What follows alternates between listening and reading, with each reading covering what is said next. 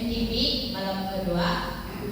Seperti biasa sebelum kita mulai kita punya puji-pujian, mari kita sembah dulu kepala dan kita bersatu dalam doa. Bapa kami yang sudah berkata di dalam kerajaan surga yang berkasih dan berkuasa, ya Bapa, sekali lagi kami ingin menjemput Roh Kudus-Mu untuk bersama-sama dengan kami sepanjang kami memuji-muji dan meninggikan nama-Mu ya Bapa. Bapa, biarlah malaikat-Mu dan Roh Kudus-Mu mengelilingi gereja ini agar tidak ada kuasa kejahatan yang dapat mengganggu kebaktian kami ya Bapa. Semua ini kami serahkan dalam nama anak Tuhan Yesus Kristus yang sudah menjadi juru selamat dan menebus dosa kami semua. Amin. Lagu pertama kita pada ini Pulau Hujan.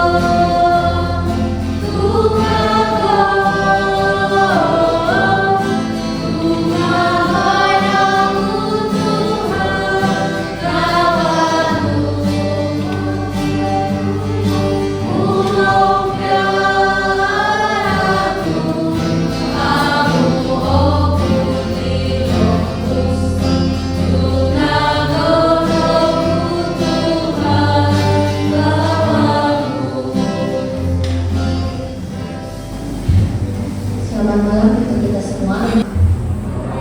Syukur puji Tuhan kita dapat meneruskan kebaktian minggu doa belajar kita untuk malam kedua. Jadi baru memulakan acara ini, mari kita semua berdiri dan kita akan menyanyikan lagu tema kita.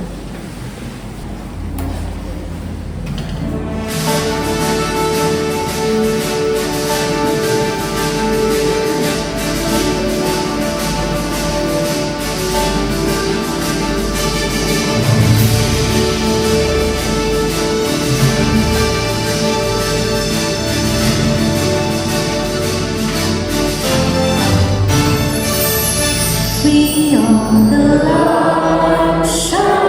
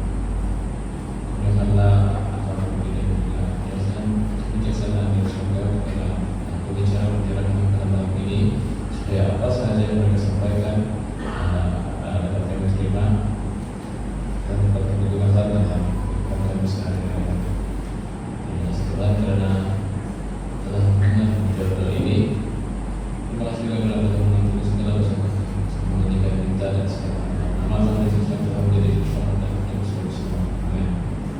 Sekarang kita akan meneruskan latihan kita dengan acara show kesehatan. Jujur yang sudah bersedia.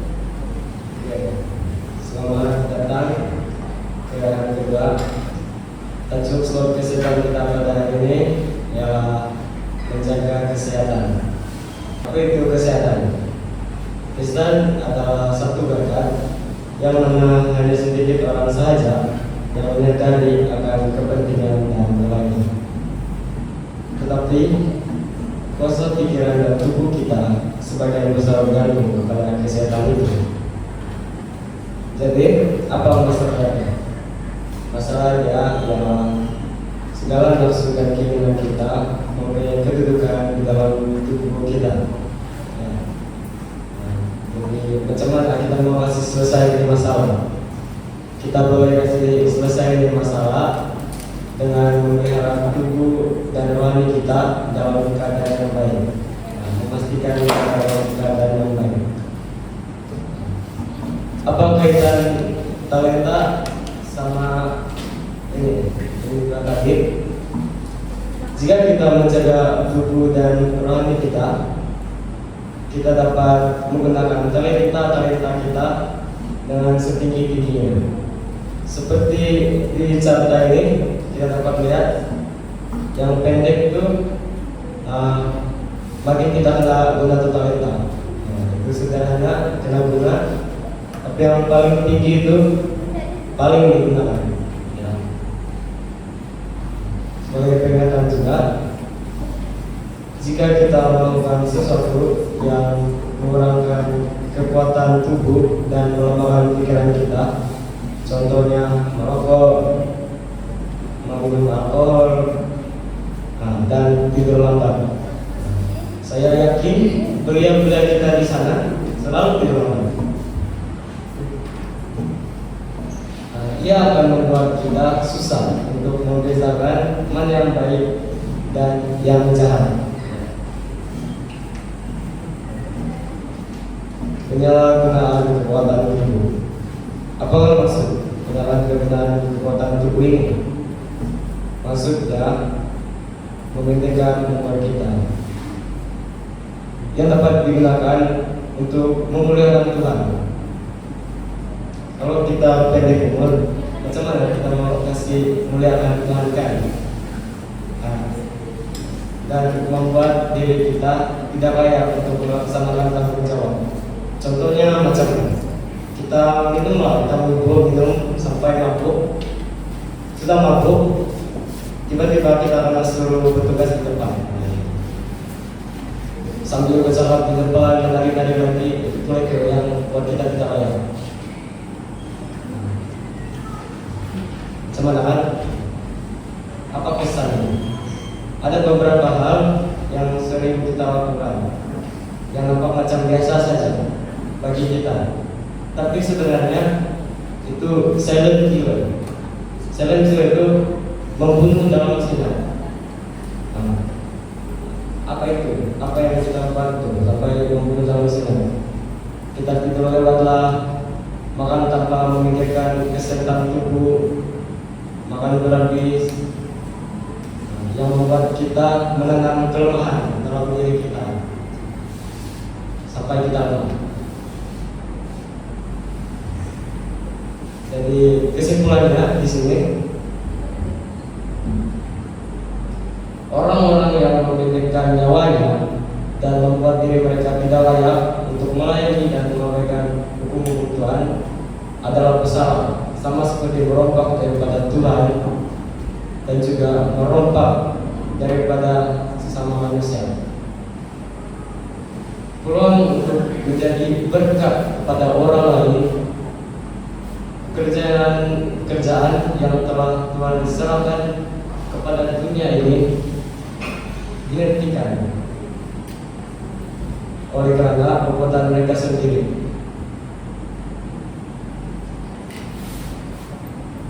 Dan mereka telah membuat diri mereka tidak mampu lagi untuk melaksanakan sesuatu pekerjaan yang sebenarnya mereka dapat lakukan dalam tempo yang singkat saja.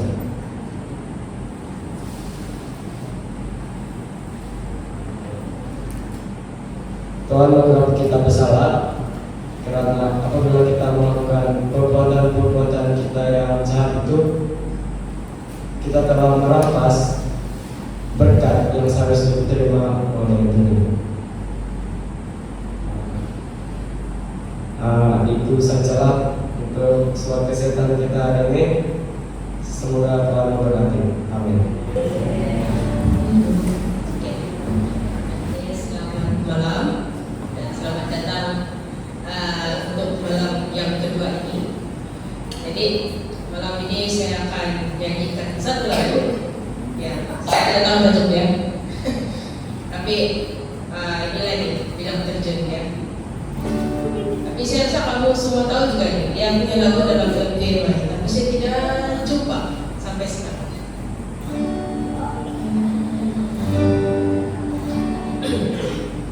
Mungkin tajuknya itu Aku Rindu Pulang.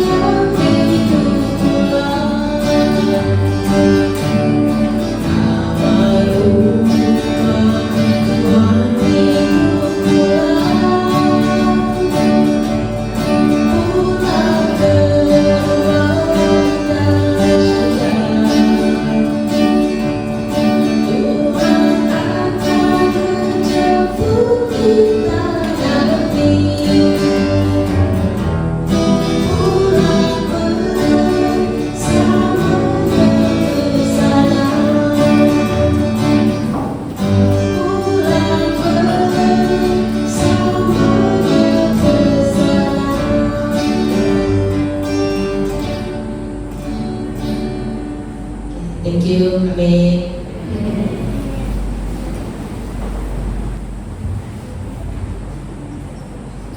Amin untuk special song kita sebentar tadi. Lagu tersebut mengingatkan kita tentang kerinduan kita untuk kembali ke surga dan bersama Tuhan. Dan sekarang tiba waktunya untuk kita menyediakan hati dan pikiran kita untuk mendengarkan pelajaran yang kedua yang akan disampaikan sebentar lagi. Dijemput yang sedang bersedia. Selamat malam dan salam sejahtera kepada semua. Syukur dan puji Tuhan, malam ini kita memiliki kesempatan sekali lagi untuk datang malam yang kedua, dan malam adalah malam yang pertama. Walaupun hari ini ada yang keberatan mengusahakan tamu hari 4, syukur dan puji Tuhan semuanya berjalan dengan lancar. Dan saya nampak semuanya ada di sini. Puji Tuhan. Di malam ini saya ingin menyampaikan pelajaran yang sudah disediakan oleh Dr. Kamisha. Saya namanya. Dan malam ini juga saya ingin menyampaikan pelajaran ini secara saudara-saudari, beliau dapat mendengar dengan baik pelajaran Islam, pelajaran yang sangat baik untuk kita. Nah, malam ini adalah malam yang kedua, bertajuk misi yang belum selesai. Ini dalam bahasa Indonesia, usai menjangkau umat Buddha dengan Injil. Dalam bahasa Melayu, yaitu menjangkau umat Buddha dengan Injil. Saudara-saudari, apabila kita melihat tajuk ini sangat besar dengan tanggung jawab menjangkau penganut Buddha, sedangkan kita menjangkau sahabat-sahabat kita di luar sana yang belum mengenal Yesus itu susah juga. Ayo malam ini saya ingin sampaikan pelajaran isyarat kita dapat memahami dengan baik bagaimana untuk menjangkau, terutamanya tapi fokus dalam pelajaran ini yaitu kompilasi penganut Buddha. Yesus utama kita terdapat dalam Matius 28 ayat 18 hingga 20 mengatakan Yesus mendekati mereka dan berkata, segala kuasa di sorga dan di bumi telah diberikan kepadaku. Oleh itu, pergilah dan jadikanlah semua bangsa murid. Kalau perkataan menurut murid-murid, baptislah mereka dalam nama Bapa, Anak, dan Roh Kudus. Ajarlah mereka untuk mematuhi segala yang aku telah perintahkan kepadamu, dan ketahuilah aku menyertai kamu selalu bahkan sehingga akhir zaman. Amin. Itu adalah ayat teks kita, ayat pertama kita yang terdapat dalam Matius 28 ayat 18. Saya percaya kita semua masih pernah dan sudah menghafal ya dengan tanggung jawab kita yang Tuhan berikan begitu besar. Nah, sebelum itu, untuk memahami kaidah populasi penganut Buddha, di sini saya ingin bacakan sedikit untuk pengetahuan saudara bersadar. Adakah kita, Anda semua pernah berpikir berapa ramai penganut Buddha yang masih menunggu untuk mendengar Injil? Dulu saya ingat dalam Buddha ini adalah satu bangsa, tapi rupanya dia adalah satu agama, salah satu agama.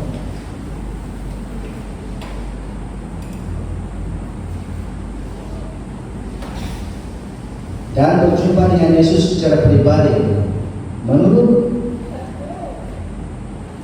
Wikipedia ataupun Wikipedia.org, agama Buddha adalah agama yang keempat terbesar di dunia dengan lebih daripada 520 juta penganut, atau sekitar 7% daripada populasi dunia. Sangat besar kan? Di Malaysia ada juga. Nanti kita akan tengok di mana-mana penganut agama Buddha. Agama ini muncul di kawasan dataran Gangga Timur di sebagai gerakan Siramana pada abad ke-5 sebelum Masehi, dan secara bertahap menyebar ke seluruh wilayah ataupun berkembang ke seluruh Asia pada abad ke-20. Dan agama Buddha mula berkembang ke barat.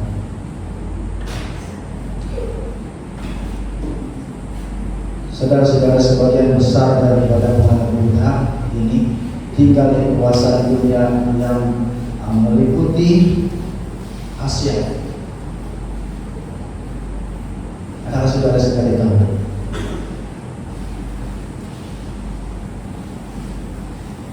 Sebagian besar umat Buddha yang tinggal di wilayah dunia yang mencakupi Asia, Afrika, dan Eropa, di mana daerah yang dikenali sebagai jendela yang jendela 10 orang pandu, di mana kebanyakan orang belum terpapar dengan Injil ataupun belum terdedah kepada Injil. Umat Buddha yang paling konservatif umumnya tinggal di Asia Tenggara, khususnya di negara-negara seperti Kamboja, Laos, Thailand, Myanmar, dan Vietnam. Nah, 2029 kita ada pergi Vietnam dan Thailand ya, Thailand kan.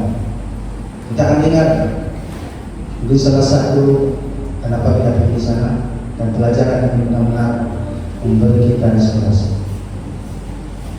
Di wilayah ini kurang daripada 1% untuk umat Buddha telah dijangkau atau menerima Yesus. Anda mungkin sudah merasa puas dengan mengetahui bahwa sekitar 1 atau 2% dari populasi Thailand mendedikasikan diri kepada Kristus ataupun mengaku sebagai Kristen. Dari 1 ke 2% tersebut hanya 0,0% yang berasal daripada latar belakang Buddha. Berasal daripada latar belakang Buddha dan selebihnya adalah daripada tradisi animisme. Nah, keadaan ini menunjukkan betapa besarnya tugas kita yang masih belum selesai untuk menjangkau penganut Buddha dengan Injil. Dalam pelajaran ini kita akan mempelajari bagaimana cara kita untuk menjangkau terutamanya penganut Buddha ini. Ini juga dalam pelajaran ini kita boleh bawakan dalam kehidupan kita sehari-hari untuk menjangkau sahabat-sahabat kita di luar sana kita belum mengenali ataupun belum menerima kebenaran dari Yesus. Nah, sebelum itu untuk menjangkau penganut agama Buddha ini kita perlu tahu cabaran dan bagaimana bahagian utama agama Buddha. Nah, di dalam agama Buddha terbahagi kepada 3 bahagian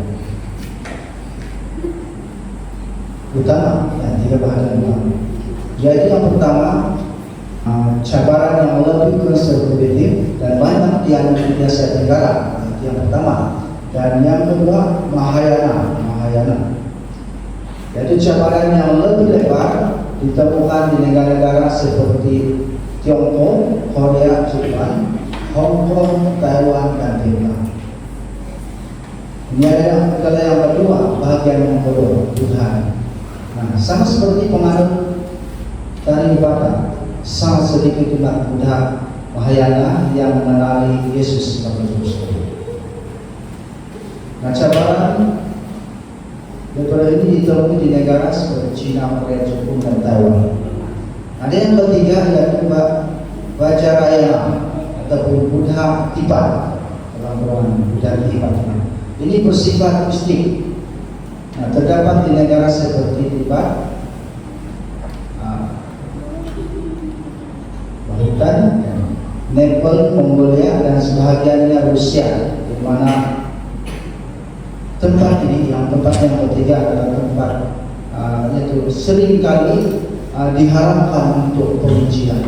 Nah, yang ketiga ini sangat suka untuk kita menginjil di sana. Mereka mengharapkan kemasukan kita sana. Saudara-saudari, cabaran dalam menjangkau setiap cabang ini berbeza. Namun kesemuanya berfungsi satu kenyataan yang sama dan sebahagia kenyataan yang sama, dan kebanyakan penganut Buddha masih belum dijangkau oleh Injil. Nah, ini adalah cabaran kita dalam tahun ini. Dalam pelajaran ini memberi kita memberi pengetahuan kepada kita bagaimana untuk menjangkau. Apabila kita mempertimbangkan ketiga-tiga cabang agama Buddha, skop cabarannya menjadi jelas. Dalam dunia Buddha masih banyak yang belum dijangkau. Malah terdapat lebih ramai orang Kristen yang memeluk agama Buddha berbanding orang Buddha yang memeluk agama Kristen. Bahkan di negara-negara secara tradisional dikaitkan dengan agama. Realistik ini menjadi panggilan bagi kita untuk bertindak. Kita tidak boleh lagi mengabaikan kebutuhan manusia di dunia Buddha. Tuayan memang banyak, tetapi kerja sangat sedikit. Anak-anak muda kita adalah pekerja Tuhan yang Tuhan lakukan, yaitu menjangkau jiwa-jiwa di bangsa, khususnya di dalam populasi penganut Buddha. Nah, apakah perintah Yesus kepada kita atau amarah Yesus?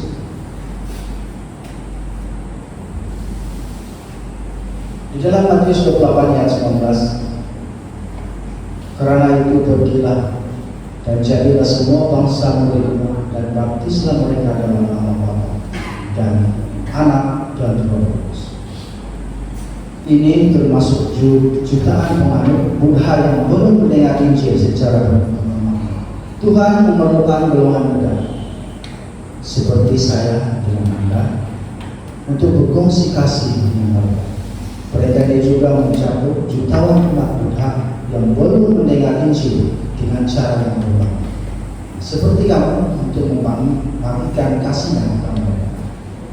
Nah, apabila Yesus berkata, Anda mesti pergi, saudara-saudari, Dia bukan memanggil kita untuk mengabarkan demi keseluruhan, tetapi untuk misi menyebarkan Injil.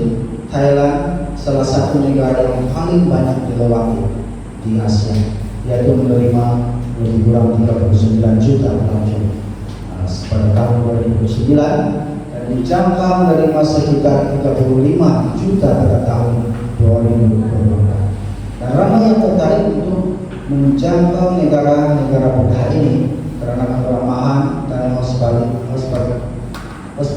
pada rakyatnya. Jadi apa yang menghalang Anda untuk berfungsi kasih Tuhan di negara-negara ini? Jika Anda datang ke negara-negara ini dengan hati yang penuh dengan visi, Anda pasti akan diberkati.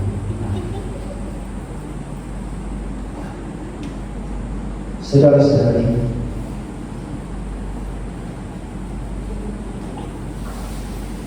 dalam pelajaran kita ini memberi beberapa cara untuk kita menjangkau khususnya umat Buddha. Jadi yang pertama yang perlu kita ambil ataupun panduan praktikal kita, yaitu hal yang harus dan jangan dilakukan. Apa yang harus kita lakukan? Apa yang harus dilakukan semasa menjangkau umat-umat Buddha? Nah, yang pertama yang dikatakan di sini, jadilah teman terlebih dahulu. Nah, dalam pelajaran ini juga kita dapat bahwa mungkin ini kita perhatikan, kita pelajari, boleh kita bawakan cara ini untuk mendekati atau menjangkau jiwa-jiwa kawan-kawan, sahabat-sahabat kita di luar sana yang belum mengenal Yesus. Yang pertama, hal yang harus dilakukan untuk mendekati umat Buddha, yaitu pertama, jadilah teman terlebih dahulu. Kenapa? Umat Buddha dikenal ramah. Memang benar, durang ini memang benar dan sangat baik. Saya mempunyai kawan dan kawan saya ini dikira kawan juga, tapi kepala atasan saya. Selalu saya bawa pergi mana-mana pun kalau ada tugas yang akan bawa saya. Dia ini adalah seorang Cina Buddha dan memang terkenal dengan kebaikan. Dia seorang dokter. dia selalu berbicara dengan saya tentang Tuhan. Tapi pada waktu itu saya masih lagi kurang pengetahuan. Jadi saya berbicara seperti biasa. Yang Tuhan itu masih. Kalau benar kita bersama dengan Dia, kalau kita mendekati mereka, sangat senang sebenarnya. Seperti yang dikatakan di sini, jadilah teman terlebih dahulu. Sebab umat Tuhan kita ini yang ramah. Ataupun teman Buddha adalah seorang yang besar. Mulakan dengan membina hubungan melalui kebaikan. Ini pelajaran kita katakan. Mulakan dengan membina hubungan melalui kebaikan. Seperti apa? Berkongsi makanan dan memberi hadiah kecil. Ini salah satu cara kita untuk mendekati mereka. Nah, yang kedua, apa dia? Berdoa untuk mereka. Ini juga adalah salah satu yang mana kita mendekati mereka dan hal yang harus kita lakukan. Yang kedua, berdoa untuk mereka. Nah, tawarkan diri untuk mendoakan keperluan mereka. Doa yang dijawab boleh membuka hati mereka kepada Yesus. Pernahkah kita berdoa macam itu? Pernah kita berdoa untuk kawan-kawan sahabat kita, terutama yang belum menerima Yesus sebagai Tuhan. Puji Tuhan. Ya, walaupun di pelajaran kita mengenai fokus kepada Buddha, tapi boleh juga kita bawa dalam kehidupan kita. Nah, yang ketiga, apa dia? Ajar bahasa Inggris. Jadi saudara-saudari, kalau ada yang pandai fasih dalam bahasa Inggris, boleh juga mendekati mereka dengan cara mengajar bahasa Inggris kepada mereka. Sebab mereka di negara seperti Thailand dan Kamboja ramai yang ingin belajar bahasa Inggris. Kalau ada yang pandai bahasa Inggris itu boleh berhubung dengan mereka, kalau mereka sangat suka untuk belajar. Dengan menawarkan kelas percuma, Anda boleh membina hubungan dan promosi iman Anda. Melalui cara ini, ajar mereka dengan bahasa Inggris, kalau mereka sangat suka. Oke, yang keempat yaitu melayani dengan cara yang benar. Apakah yang dimaksudkan? Apakah melayani dengan cara yang benar? Nanti dalam bahasa Indonesia, penginjilan tidak harus rumit dalam bahasa Indonesia. Nah, dalam bahasa Melayu, begitu menurunkan asas mereka, ini akan membuatkan mereka lebih bersedia membina gereja. Saudara-saudari, inilah 4 cara yang kita perlu gunakan untuk mendekati menurut Buddha khususnya. Yang pertama jadilah kawan baru. Yang kedua berdoa untuk mereka. Dan yang ketiga ajar dalam bahasa Inggris, sebab mereka sangat suka bahasa Inggris. Dan yang keempat melayani dengan cara yang benar. Nah, di sini juga katakan kita juga perlu tahu apa yang tidak perlu kita lakukan semasa mendekati Buddha. Yang pertama, apa dia? Hal yang jangan dilakukan apabila kita menjangkau jiwa-jiwa, khususnya penganut Buddha. Yang pertama, jangan mengkritik kepercayaan mereka. Ya saudari, bukan sahaja Buddha bukan saja dalam yang menganut agama Buddha, tetapi saudara-saudara kita yang di luar sana yang beragama lain juga. Apabila kita mendekati mereka dengan cara mengkritik kepercayaan mereka, saya percaya sangat sukar untuk kita mengetahui. Nah, di sini sangat jelas hal yang sangat dilakukan apabila kita mendekati atau menjangkau jiwa-jiwa, khususnya umat Buddha. Yang pertama, jangan mengikuti kepercayaan mereka. Sebab kenapa? Silakan berdebat atau menyerang ajaran Buddha. Sebaliknya, fokus pada kasih Yesus dan kesaksian beribadah. Ini adalah cara yang terbaik, bukan dengan kita mengkritik kepercayaan mereka. Oke, yang kedua, jangan mengharapkan hasil yang instan, ataupun dalam bahasa Melayu, jangan mengharapkan hasil segera. Nah, apa yang dimaksudkan?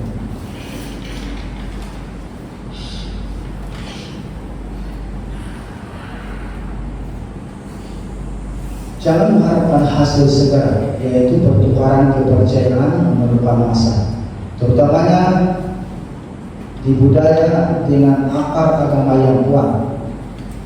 Bersabarlah dan percayalah pada Tuhan. Pertobatan membutuhkan waktu, terutama dalam budaya dengan akar agama yang kuat. Bersabar dan percaya pada Tuhan dengan bekerja melalui Tuhan. Setiap sesuatu yang kita lakukan, kita tidak boleh terburu-buru untuk mendapatkan. Tapi saya percaya apabila kita percaya pada Tuhan, apa yang kita lakukan itu sudah pasti akan berhasil. Nah, yang ketiga, jangan pergi sendirian. Jangan pergi bersendirian. Pernah kamu menjangkau atau mendapati sahabat yang belum pernah kenal secara personal, khususnya untuk menyatakan Injil kepadanya? Ada? Pernah? Mungkin pastor itu banyak juga pengalaman, tapi dia bukan tempat bisa pulang, mesti ada juga pengalaman. Nah, kenapa? Dalam pelajaran kita ini mengatakan jangan pergi sendirian, untuk menyatakan akan menginjil. Di dalam Markus 6 ayat 7, apa Tuhan katakan?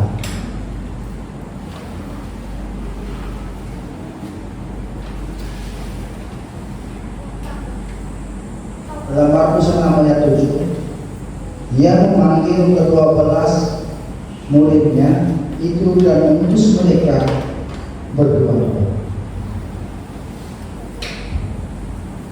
Murid-murid Yesus juga tidak pergi sendirian. Tuhan memintakan pergi berdua-dua. Lebih daripada dua kali.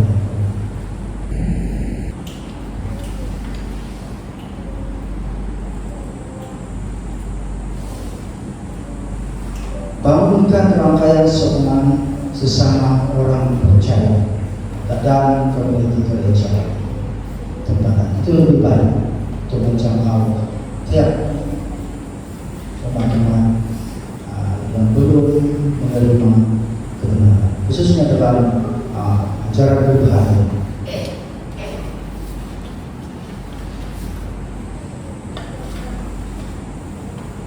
Saudara-saudari,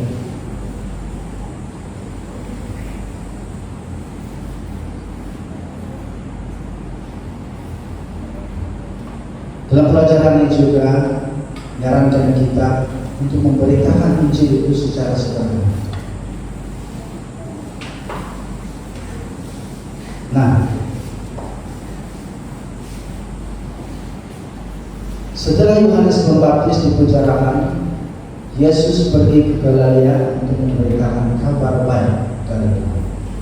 Dalam Markus 1 ayat 14-15, waktunya telah tiba, kerajaan Allah sudah dekat, bertobatlah dan percayalah pada kabar baik. Sangat ringkas terbaik. Yohanes Pembaptis adalah yang pertama menyampaikan pesan pertobatan, dan apabila dia dipenjarakan, Yesus mengambil alih tugasnya, memberitakan kabar baik tentang kerajaan Allah sebelum Yesus naik ke surga. Dia memberikan arahan yang jelas kepada murid-muridnya, teruskan penyebaran Injil ke seluruh dunia.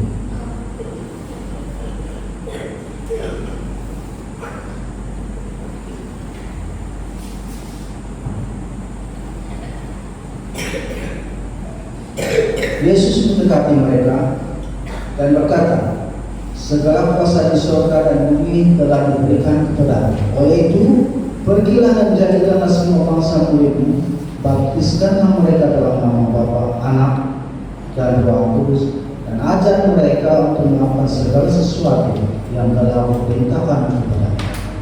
Dan sesungguhnya aku menyertai kamu selalu sampai akhir zaman.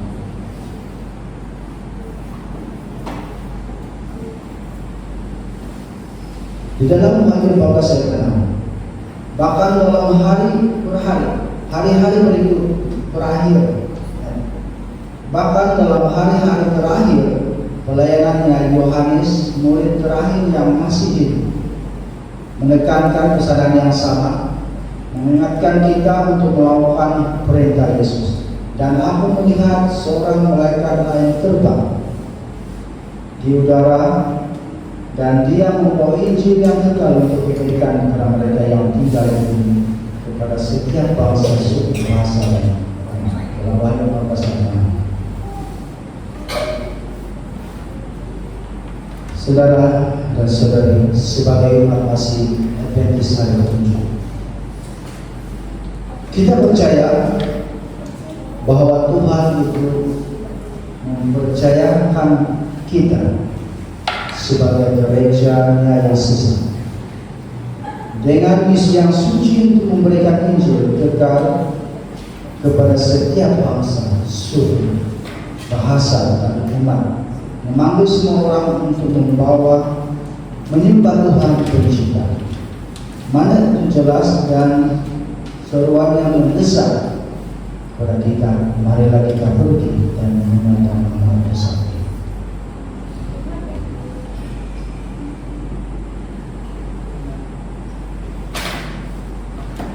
Bagaimana Tuhan dapat segera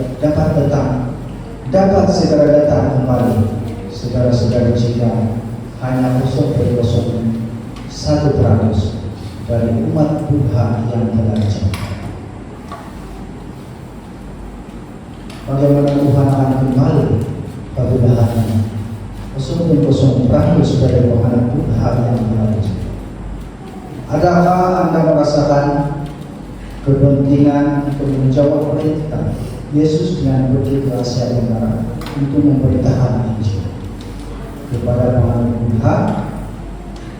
Adakah dalam Matius 28 ayat 18 hingga 20 adalah panggilan untuk orang lain? Atau adakah itu ditujukan untuk Anda atau saya? Patukah Anda menunggu atau dapat sudah waktunya untuk berkita?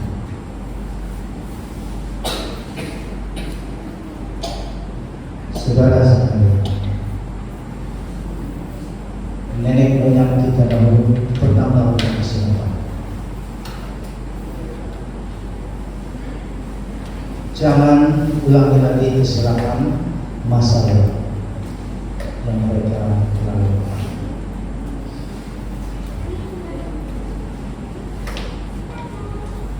Pada masa lalu, nenek moyang kita, Anda meminta untuk melihat manfaat dengan alasan ya bukannya masa yang depan.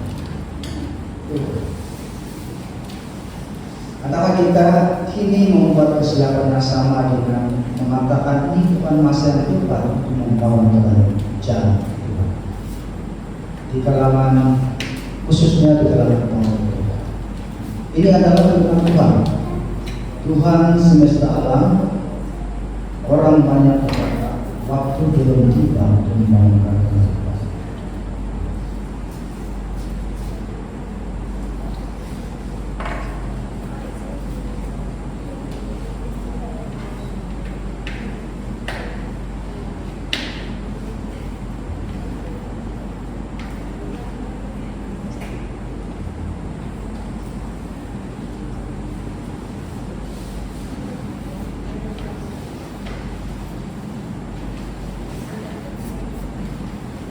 Saudara-saudari, apakah teologi yang salah atau keutamaan yang salah? Nenek moyang kita pada masa dahulu yaitu orang Israel.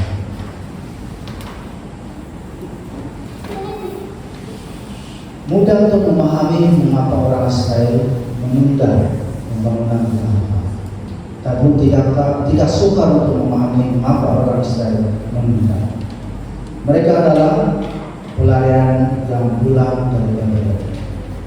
Dan selama 70 tahun mereka hidup dalam pembuangan.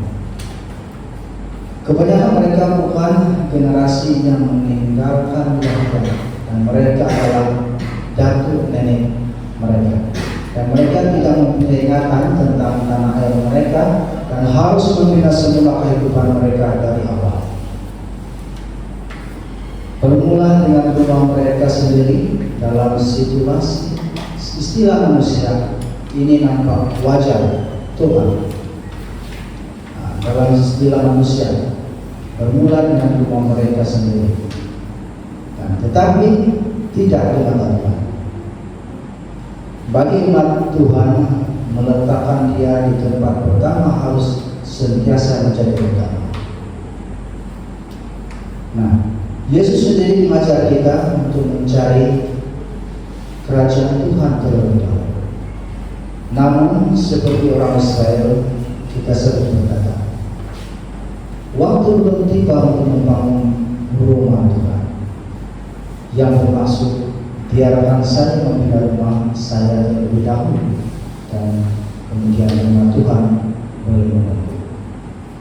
Apa yang akan terjadi, ataupun apa yang kita fokus pada hari ini? Saudara-saudara, ramai di antara kita sibuk membina kehidupan kita, fokus kepada pendidikan, kejayaan, perkawinan, dan keluarga. Nampak semula jadi. Kita bekerja untuk memastikan masa depan bagi diri kita dan anak-anak. Tetapi adakah kita meletakkan perkara-perkara ini lebih tinggi daripada kerajaan Tuhan? Walaupun tidak ada yang salah dengan pendidikan, perkawinan, atau membina keluarga, yang menjadi salah apabila diutamakan berbanding pekerjaan Tuhan. Apa saja yang kita lakukan dalam kehidupan kita ini, kita perlu utamakan Tuhan terlebih dahulu. Dia tahu perkara-perkara ini penting, tetapi Dia memanggil kita untuk meletakkan kerajaannya terlebih dahulu. Apakah kita melakukannya? Saudara-saudari, adakah kita mengutamakan Tuhan terlebih dahulu dalam kehidupan kita?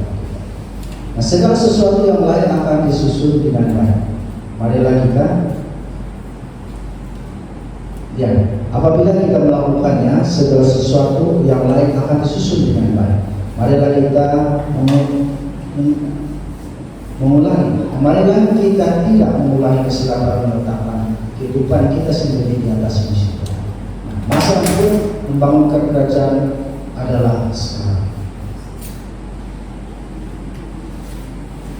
Saudara-saudari, apakah salah dengan orang Israel? Dalam Hagai 1, kita lihat bahwa orang Israel bukan hanya membina rumah karena keperluan mereka. Mereka mencari kemakmuran. Inilah sebabnya Tuhan menjadi marah. Dia telah memberkati mereka, tetapi bukan memuliakannya. Malah mereka fokus pada keselesaan dan kejayaan mereka sendiri. Akibatnya Tuhan menutup aib berkat ataupun menutup karang berkat dan tiba berkat apa yang berkat dan akibatnya sangat jelas. Kenapa kamu tinggal di rumah yang mewah sementara rumahku terbiar? Ini Ini adalah pertanyaan Tuhan kepada mereka. Kenapa kamu tinggal di rumah yang mewah sementara rumahku terdiam? Kemudian dia menggambarkan hasil daripada pertanyaan yang salah mereka. Yang pertama apa dia? Inilah gambaran yang Tuhan gambarkan hasil daripada pertanyaan yang mereka lakukan. Yang pertama, kamu menanam banyak tetapi menuai yang sedikit. Yang kedua, kamu makan tetapi tidak kenyang. Dan seterusnya yang ketiga, kamu minum tetapi masih dahaga. Kamu memakai pakaian tetapi tidak dapat merasa panas. Gaji kamu hilang, tetapi upahmu hilang seolah kamu meletakkannya dalam poket yang penuh dengan lubang. Saudara-saudari, Tuhan menunjukkan bahwa meskipun mereka bekerja keras, mereka tidak bisa ataupun boleh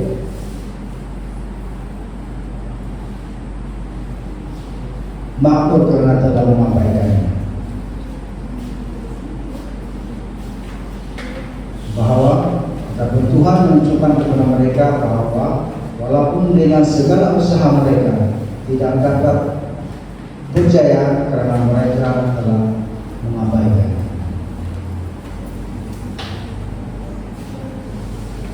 Nah, apakah keutamaan yang betul-betul sebenar yang perlu kita tahu? Prioritas yang benar, saudara-saudara, keutamaan yang betul yaitu Tuhan, kemudian memanggil mereka untuk bertindak. Inilah yang dikatakan oleh Tuhan semesta alam. Perhatikanlah apa yang sedang terjadi dalam perintah Tuhan sederhana tapi mendesak. Hagai 1:8 mengatakan, jadi naiklah ke gunung, bawalah kayu dan bangunlah rumah itu, maka aku akan berkenan kepadamu dan akan menyatakan kemuliaanku di situ, firman Tuhan. Dalam ayat 9, kamu mengharapkan banyak tetapi hasilnya sedikit, dan karena ketika kamu membawanya ke rumah, aku menghapuskannya. Oleh karena apa? Demikianlah firman Tuhan semesta alam, oleh karena rumahmu yang tetap menjadi Tuhan, sedang kamu masing-masing sibuk dengan urusan mana saja. Saudari, keutamaan yang salah oleh umat telah menyebabkan kemarahan, baik secara fisikal maupun rohani. Tuhan menahan berkatnya karena mereka lebih fokus kepada kemakmurannya sendiri daripada kerajaan. Setelah semua itu terjadi, perubahan ataupun sebuah perubahan telah berlaku pada umat Israel. Apa perubahan ataupun perubahan arah yang dinyatakan dalam pelajaran ini? Tetapi ada harapan, katanya. Pasti Tuhan melalui Hagai menumbuh hatinya umatnya, menumbuh hati umatnya.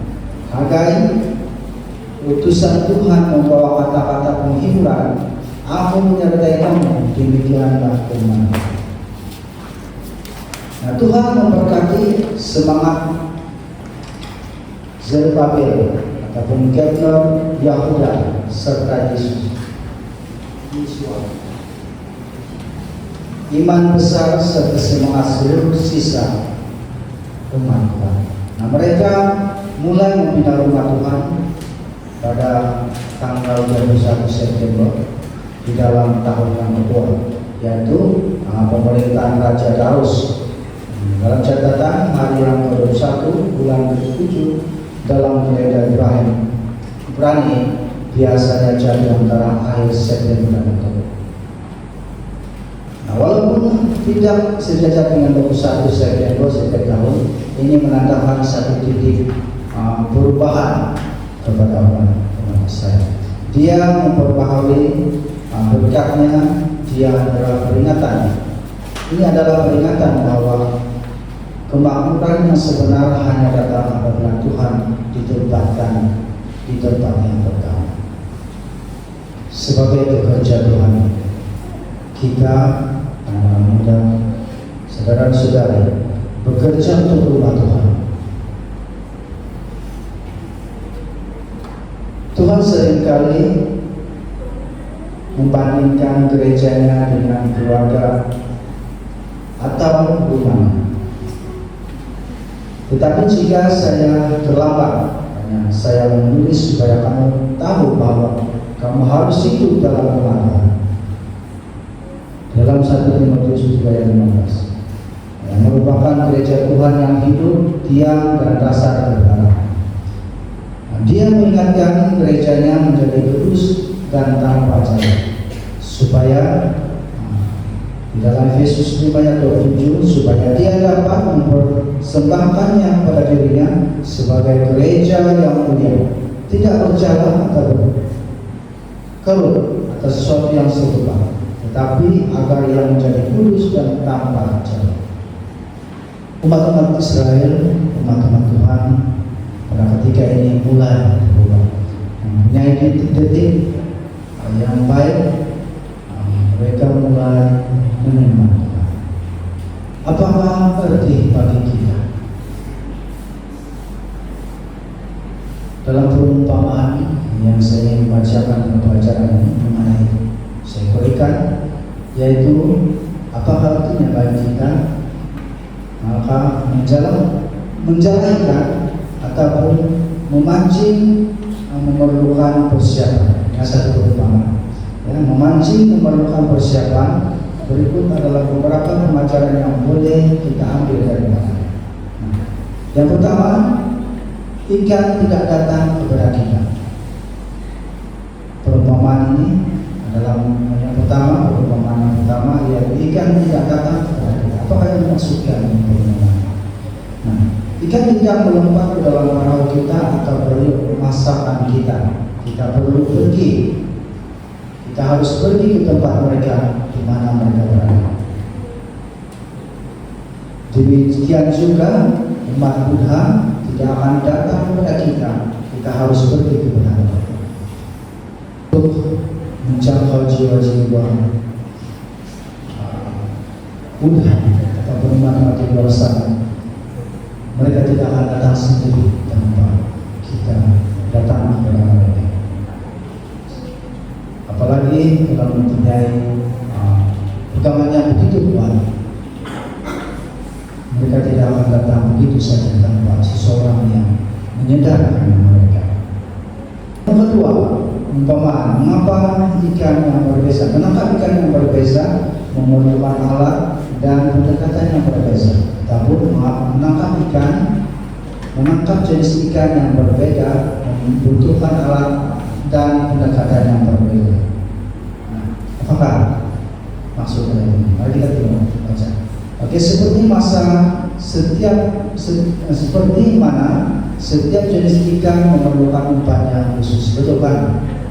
Ikan itu jenis ikan ini apa umpan yang ditangkap. Kalau umpan yang sama aja mungkin ikan itu tidak akan makan. Dan seperti juga dengan cara kita untuk mendekati khususnya umat-umat Buddha ini. Kita mempunyai cara bagaimana untuk mendekati mereka. Untuk mencapai berbagai orang juga memerlukan pendekatan yang berbeda. Jika saya atau Anda akan pergi ke hospital, sudah pasti Anda akan menemui orang sakit. Penginjilan, kesehatan, dan memberi kesan kepada mereka. Jika Anda akan pergi ke puasa luar bandar, Anda akan menemui petani ataupun orang miskin. Kalau kita pergi ke suatu kampung, kampung kita akan menemui seperti yang kita Nah, hidup di kalangan mereka dan membantu memperbaiki kehidupan mereka, membuka pintu untuk kesaksian yang benar. Jika kita akan pergi ke sekolah, kawan akan pergi ke sekolah, Anda akan menemui anak-anak dan golongan muda. Nah, jika Anda juga muda, Anda boleh berhubung dengan mereka yang lebih muda. Anak-anak yang belajar pasti akan bertemu dengan sahabat-sahabat yang di luar sana sekolah. Kenapa ini dinyatakan dalam pelajaran kita?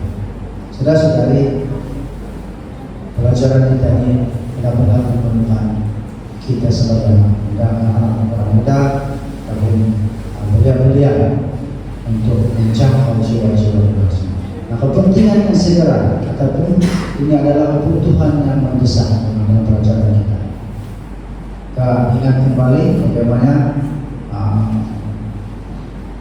di pengambil Buddha di luar sana banyak gereja kita di daerah di Jenderal yang 10-40 tempat menyeluruhi umat Buddha tinggal yang sedang mengalami penyusutan dan semakin merosot. Nah, kita telah menangani sangat sedikit orang Buddha. Nah, dan kebanyakan ahli gereja di kawasan ini adalah golongan tua. Nah, sebabnya kita memerlukan anak-anak muda.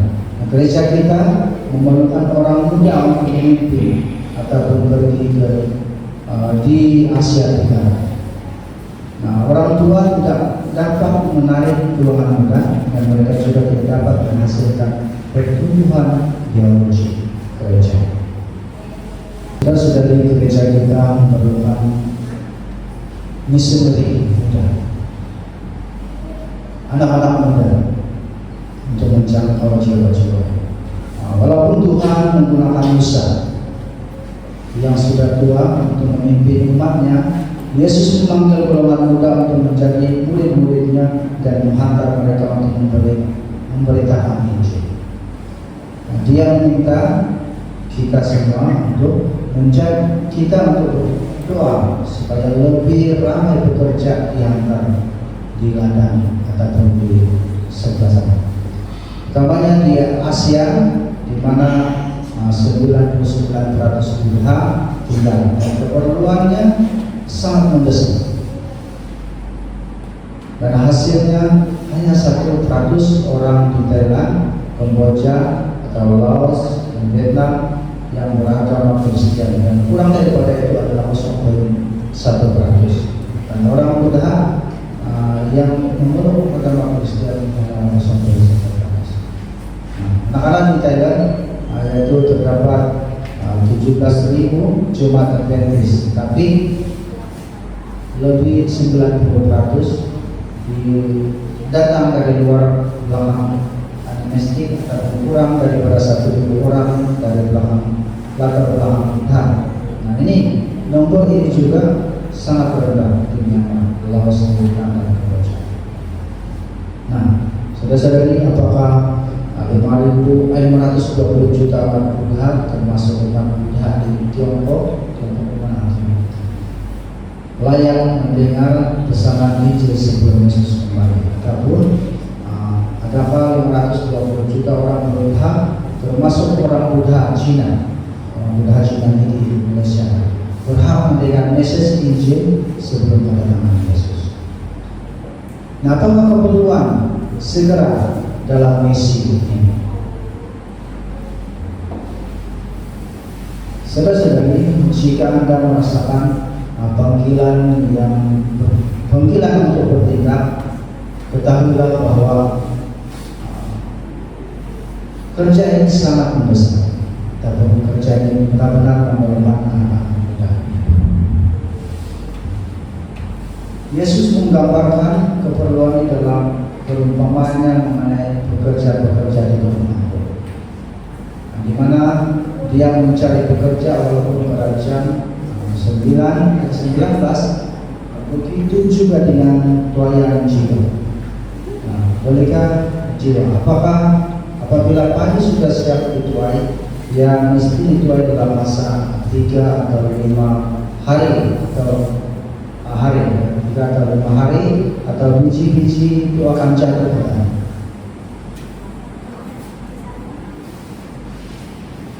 Begitu juga dengan orang Buddha, mereka sudah bersedia untuk Tuhan sekarang. Dan pada masa ini tiada misi yang disponsor oleh gereja di Thailand Timur Laut pada masa ini, di mana hanya 23 juta orang Buddha tinggal. Bolehkah saudara-saudari kita semua terus menggambarkan, mengabaikan panggilan untuk menjangkau mereka? Dan adakah karena kita percaya itu terlalu sukar untuk berkongsi kasih Tuhan kepada orang Buddha? Saudari, adakah Tuhan memanggil Anda dan saya? Tuaya memerlukan pekerjaan seperti masa orang tua, mungkin sukar untuk memulai balik. Generasi yang lebih tua tidak dapat menjangkau orang muda Buddha dengan berkesan. Saudara-saudari, Tuhan memerlukan mesinari muda yang bertenaga untuk pergi ke Asia dan membawa tuayanya. Adakah Anda bersedia untuk pergi? Nah, adakah Anda akan seperti saya ataupun Yunus? Yesaya mendengar panggilan Tuhan dan menjawab, "Ini aku, utuslah." Harap kita akan berkata seperti itu atau bagaimana? Di dalam Yesaya 6 ayat 8, sebaliknya Yunus melarikan diri dari misinya.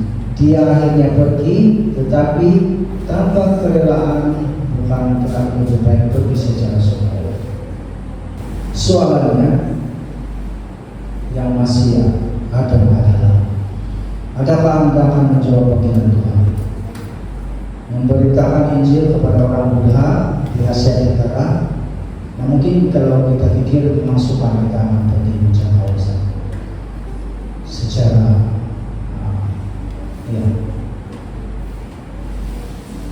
secara nyata, mungkin suka kita pergi sana, tapi kita akan terus berdoa. Mudah-mudahan kita akan pergi sana juga.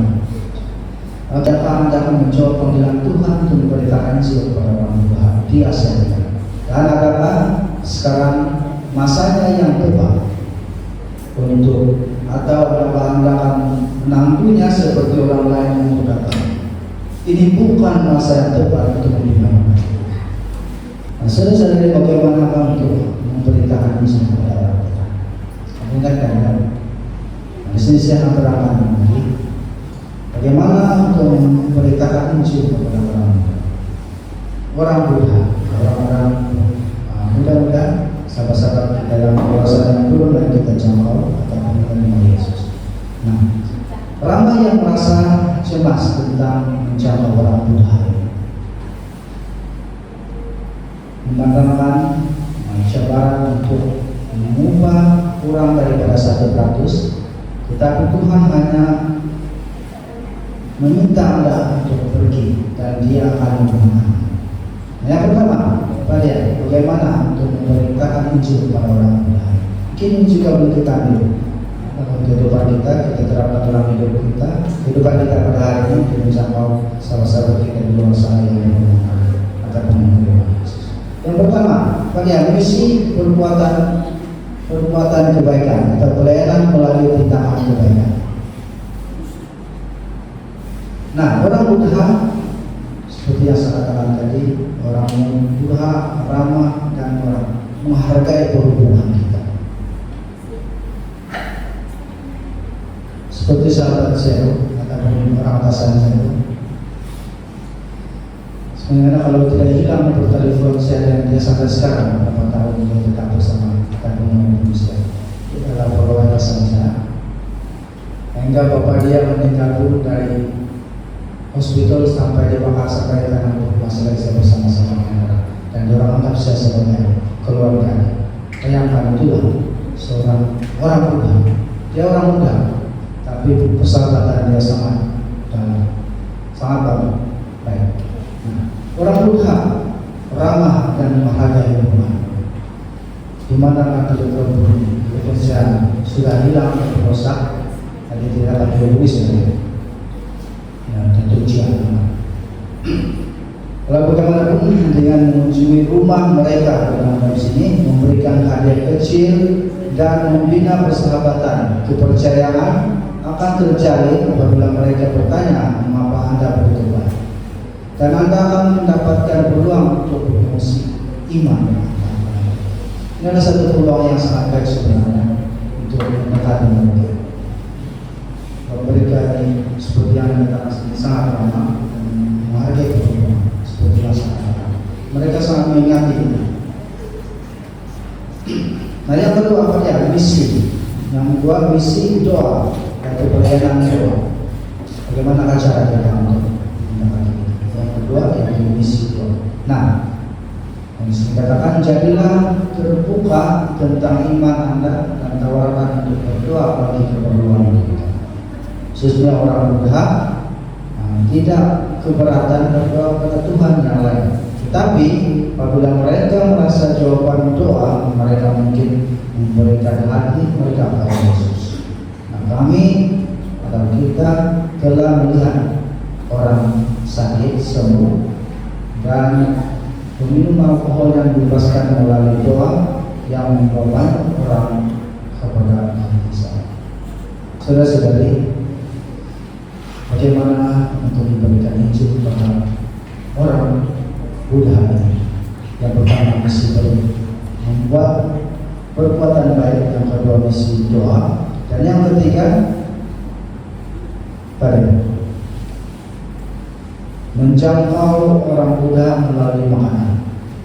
Nah, ini juga ada satu cara untuk mendekati mereka. Yang ketiga, menjangkau orang Buddha melalui makanan atau menjangkau umat Buddha melalui makanan. Bagaimana caranya? Berkongsi makanan adalah cara yang kuat untuk berhubung. Yesus berkata, berikan mereka sesuatu untuk dimakan. Dalam Markus 6 ayat 3 dan 7. Markus 6 ayat 37. Yaitu memberi makan kepada mereka yang memerlukan, membuka pintu untuk menginjil. Dalam satu case, kemahiran memasak seorang wanita membantu menumbuhkan sebuah gereja di sebuah kampung. Nah, dari segi menjangkau orang Buddha, memberi makan adalah salah satu cara untuk kita berhubung dengan mereka. Dan yang keempat apa dia? Mengajar bahasa Inggris. Mengajar bahasa Inggris kepada anak-anak. Kenapa? Bahasa Inggris sangat diminati di tempat orang, dan dia mengajar, menyediakan cara yang mudah untuk membina hubungan dengan anak-anak dari beberapa mereka. Ramai di antara mereka yang telah berkabut dengan gereja setelah anak-anak mereka berubah. Seperti yang belum saya katakan, kalau kita pasti dalam bahasa Inggris ini sangat mudah untuk kita mendekati mereka. Sebab mereka di sana mungkin ya pelajaran sangat mereka membuka pelajaran. Jadi mungkin kalau belajar bahasa itu mungkin susah. Jadi kalau ada yang belajar atau mempunyai pengetahuan di bahasa Inggris, bolehlah digunakan untuk menjangkau. Nah, seterusnya yang kelima apa dia? Pelayanan melalui radio. Pelayanan melalui radio itu mungkin kelihatan ketika laksana. Nah, tetapi di kawasan ini atau tempat orang ini yang masih berbesar telah membaptis, dan melalui radio ini juga telah membaptis ramai mendengar yang pertama kali mendengar Injil dari gelombang. Saya pernah dengar radio apa itu? Hope Channel. So, channel mana-mana pernah dengar. Nah, kalau kita dengar pembahasan dalam Hope Channel, pelajaran-pelajaran yang mereka sampaikan sangat baik. Kadang ada yang kita tidak pernah dengar pun ada juga. Syukur semua pembicaranya sangat bagus. Jadi saya percaya dalam di tempat mereka juga ada saluran radio seperti ini, mereka akan terkesan apabila mendengar pelajaran-pelajaran atau khotbah yang disampaikan dalam radio. Ini adalah salah satu cara untuk mendekati mereka. Tapi walau yang kalau di Indonesia ini memang sukar, memang tidak boleh untuk Hope Channel dan pasal tidak boleh masuk di Indonesia. Ya. Kalau secara radio kan memang tidak ada. Tapi kalau dalam laman sosial itu banyak boleh kita dengar. Saudara-saudari,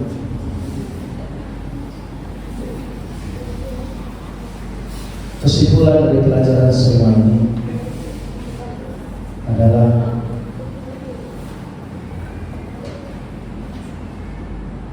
keperluan untuk misioneri di negara kita.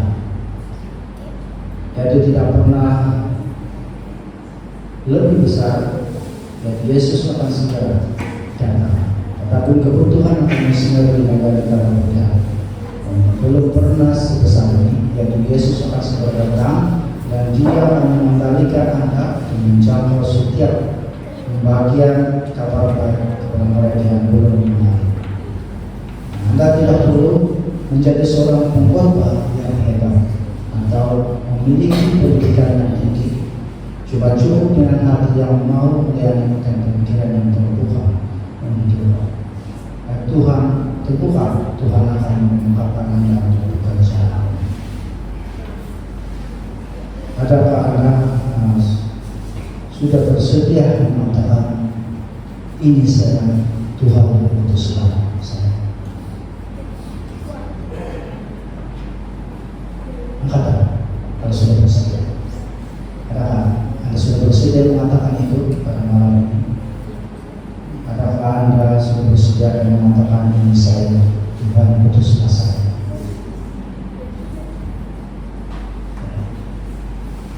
Saya mesti mau katakan kalau kata puji Tuhan.